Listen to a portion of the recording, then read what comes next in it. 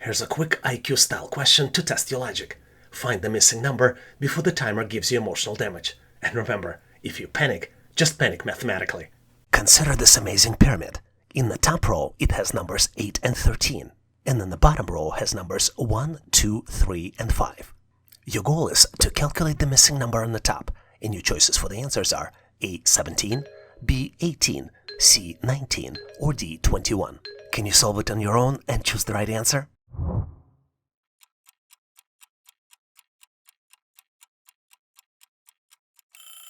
The pattern here is very simple, but it's only available for those who view it from the right perspective.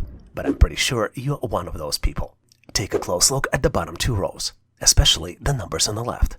1 plus 2 equals 3. In fact, the number in the top row is calculated by adding the two numbers directly beneath it. Don't believe me? 2 plus 3 equals 5. 3 plus 5 equals 8. Let's add the third row so you can see clearly. 3 plus 5 equals 8. And 5 plus 8 equals 13. And you know what time it is, right? It's the magic time to calculate the missing number. 8 plus 13 equals 21. And the correct answer here is choice D, 21. If this question woke up your brain, check out more practice questions on online training for everyone.